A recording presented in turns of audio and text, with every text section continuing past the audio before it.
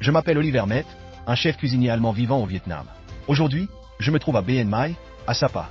Ce voyage n'est pas seulement une occasion de mieux comprendre les cultures locales, mais aussi une opportunité d'explorer les plats uniques des thés, des saveurs raffinées élaborées à partir d'ingrédients frais, imprégnés de l'authenticité des montagnes. Accompagnez-moi dans cette aventure culinaire fascinante, où chaque plat raconte une histoire sur la culture et la vie des habitants de cette région.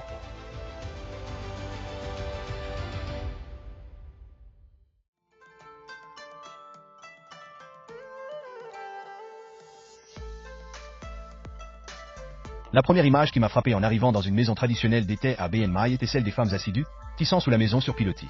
Chaque fil, chaque mouvement habile de leurs mains, reflète une patience et une dextérité remarquables.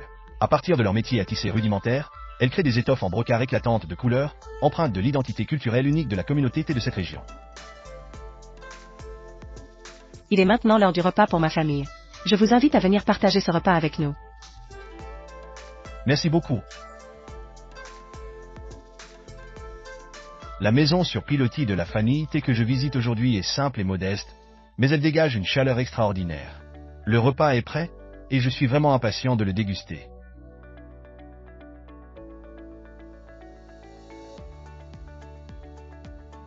Je vous invite à partager ce repas avec ma famille. Pourriez-vous me parler de ces plats? Voici un plat de poisson grillé, une spécialité de notre communauté thé. Savez-vous pourquoi ce plat existe?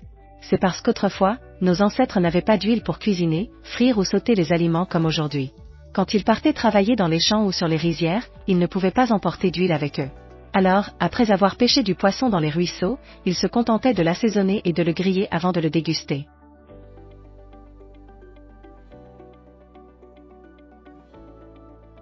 Pourriez-vous m'en parler?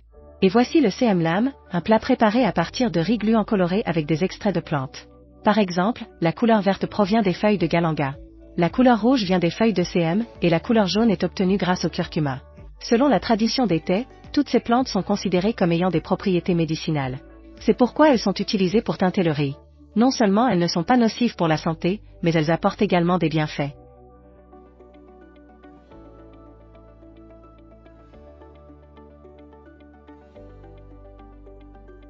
Pourriez-vous me parler de ces plats? Voici le NMOHUI, une salade de fleurs de bananier. Les bananiers poussent en grande quantité dans la forêt, et lorsque les gens partent en forêt, ils n'emportent souvent que du sel et du piment. C'est pourquoi, lorsqu'ils trouvent des fleurs de bananier, ils les préparent en salade à manger avec du riz. C'était un plat pratique à emporter lors de leurs expéditions en forêt. Pourriez-vous me parler de ces plats? Voici également un plat de Simeo Xaoti, chou sauvage sauté à l'ail. En réalité, ici, nous avons des plats qui varient selon les saisons. Nous cultivons ces légumes dans nos champs, nos rizières ou même dans la forêt. Chaque saison, nous semons des graines de légumes dans ces endroits que nous parcourons régulièrement. Et lorsque nous partons en forêt, nous récoltons ces légumes pour les ramener à la maison et les cuisiner. Pourriez-vous me parler de ces plats? Voici le KONHC, un plat préparé avec de la viande de porc.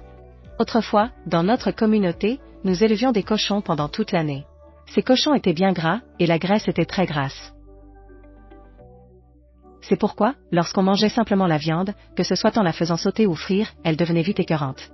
Ainsi, les habitants de notre ethnie ajoutaient des graines de soja fermentées pour réduire le goût trop gras du porc. Le tout était ensuite mijoté avec un peu de légumes fermentés, comme du chou ou des légumes salés, pendant 12 à 24 heures pour atténuer l'essermement et donner au plat sa saveur caractéristique. Sublimez le plat.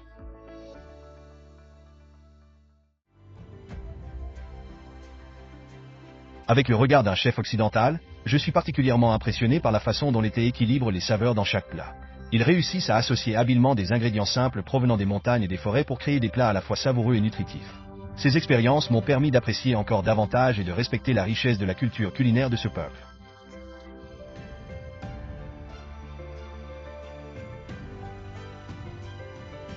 Ce repas n'est pas seulement composé de délicieux plats, mais aussi d'une histoire pleine de sens sur l'humanité, le partage, et la préservation des valeurs culturelles uniques de ce peuple. Je suis vraiment reconnaissant d'avoir eu l'opportunité de vivre cette expérience et d'apprendre des habitants d'ici. Et si vous en avez l'occasion, n'oubliez pas de visiter Bien Mai pour découvrir par vous-même et ressentir ces merveilles.